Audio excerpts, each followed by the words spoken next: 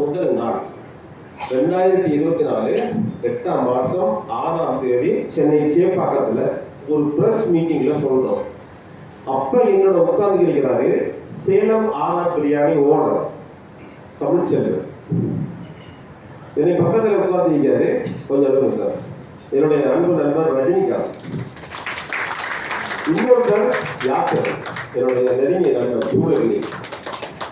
இன்னொரு ஒரு சகோதரி வந்திரியா கொடுக்கிறாரு காத்தீஸ்வரி. இல்லை இவ்வளவு பேர் உட்கார்ந்து இவ்வளவு பேர் உட்கார்ந்துதான் டிக்ளேர் பண்ணோம். நாங்கள் ஒரு இன்டர்நேஷனல் அமைப்பை ஸ்டார்ட் பண்ண போறோம். படங்களை சின்ன பட்ஜெட் படங்களை உலகம் முழுக்க ரிலீஸ் பண்ண போறோம். இதுக்கு காரணம் இதை வந்து உருவாக்குறதுக்கு காரணம் நான் நிறைய சின்ன பட்ஜெட் ப்ரொடியூசர்மாரோட பேசினதில் வந்த வழி, அவங்க அழுதது, தோல்வி அடைஞ்ச கதைகளை சொன்னது. எனக்கு வந்து உலகம் முழுக்க சர்வதேச கண்டக்ட் இருக்கு. இந்த கிளாஸ்மேட்ல நிறைய பேர் பெரிய பெரிய கண்டில் இருக்கிறாங்க. ஸோ இந்த ஃபேமிலியில என்னுடைய தங்கச்சி அமெரிக்கா சிட்டிசன், என்னுடைய தம்பி கனடா சிட்டிசன். ஸோ இந்த மாதிரி நிறைய லிங்களை வச்சு நம்ம இந்த படங்களை வந்து சின்ன பட்ஜெட் படங்களை உலகம் முழுக்க வேர்ல்டு வைடாக ரிலீஸ் பண்ணுவோம் அப்படின்னு எடுத்த முயற்சி.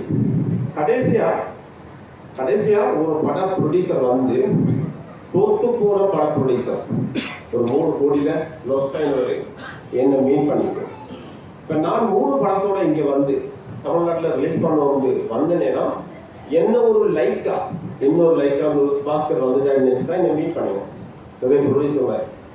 கடைசியாக ஒரு ப்ரொடியூசர் இந்த ரூட்டை வந்து சென்னையில் அதில் விருதுகாலத்தில் இந்த ஆஃபீஸில் வந்து என்னோட வாரன் சார்னு சொல்லிட்டு போய் டோருக்கு போயிட்டாரு. டோரை தாண்டி அப்புறமா கதவு தட்டுப்பாடு திருப்பி வந்தார். வந்து சொன்னாரு, சார் உங்களுக்கு ஹக் பண்ணலமா கேட்காரு. இது வந்து மாம்பழத்துக்கு முன்னே சார் மாம்பழத்துடைய ஷூட்டிங் நடந்தது ஒரு இன்சிடென்ட். ரஜினி சார் நட்பு கடைசிக்கு அந்த அண்ணனுடைய நட்பு கடைசிக்கு அதன் மூலமாக மாம்பழத்துக்கு படத்தை பண்ணினார். திருப்பி வந்து கேட்டாரு, சார் உங்களை ஒரு ஹக் பண்ணட்டுமான்னு கேட்டாரு. ஹக் பண்ணலாமான்னு கேட்டாரு. ஹக் பண்ணுவோம். ஹக் பண்ணின உடனே கவலை அழுதாரு. சின்ன குழந்தை மாதிரி திருப்பி அழுதாரு. அழுதுறதே ரொம்ப சங்கடமா இருக்கு. அப்படி விட்டு ஜெயிக்கிறேன். எந்த அழுதாரு சொன்னா, சார் நாளைக்கு சாப்பிடுறதுக்கு காசு இல்லை சார். 3 கோடியில படம் எடுத்துட்டாரு. 2 பொண்ணுங்க ஒரு பையன். நாளைக்கு எனக்கு சாப்பிட காசு இல்லைன்னு சொல்றேன். எனக்கு இருந்த ஒரு சின்ன மோட்டை வச்சு முதல்ல சாப்பிடுங்க வண்டிக்கு. அந்த வழிதான் நம்ம சின்ன பட்ஜெட் படங்களை எப்படியோ ரிலீஸ் பண்ணி நம்மளுக்கு இருக்கிற. அப்ப வந்து சொன்னது, அப்ப வந்து செஞ்ச சமூக சேவை எங்க ஊர்ல இப்ப பார்த்தாலும் ஏதாவது பண்ணிட்டு இருப்பேன். அப்பா 12 மணி இருந்தாலும் அது ஒரு பிரச்சனை சொல்ல போவாரு.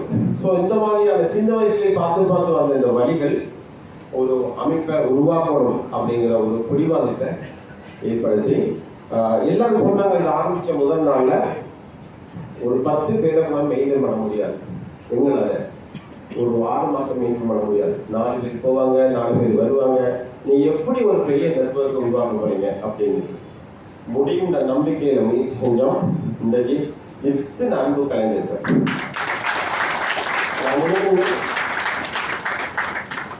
நான் நினைக்கின்றேன். கிட்டத்தட்ட எல்லாருமே ஒரு அன்புல ஒரு அந்த கன்செப்டுக்குள்ள வந்தவங்க கலை ஆர்வத்தோட. ஸோ நாங்கள் எல்லாருமே சேர்ந்து பெரிய அளவில் சார் ஒரு பெரிய புரட்சி ஏற்படுத்துகிறோம். எந்த அளவுக்குன்னா அந்த குப்பையை பார்க்கலாம். நான் வந்து சொல்லது ஃப்ரீ டைம் எல்லாரும் பாருங்க. தமிழ்நாடு முழுக்க ஒரு பெரிய ஒர்க் ஒரு ப்ரொஜெக்டை ஸ்டார்ட் பண்ணிக்கிறோம்.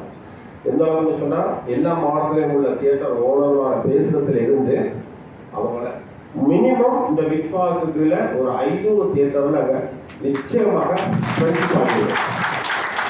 ஒரு 500 தியேட்டரை எங்களுக்கு நண்பர்களாக ஒவ்வொரு மாவட்ட ரீதியாக உள்ள தியேட்டர் ஓனர்ஸ் மேனேஜர் மாதிரிலாம் மீட் பண்ணி அது இல்லாமல் முதல் வைடாக அந்த படத்தை ரிலீஸ் பண்ணுறதுக்குரிய என்ன ப்ராஜெக்ட் இது என்ன அப்படின்றது புத்தகத்திலே இருக்கு. ஸோ அதனால நான் வந்து ரொம்ப நேரம் பேச முடியாது, சார் பேசணும். ஸோ அதனால இப்போ என்னுடைய அடுத்த நிகழ்வாக இப்போ அதுக்கிடையில் நாங்கள் ஒரு சாங் ஒன்றை போடணும். யார் அது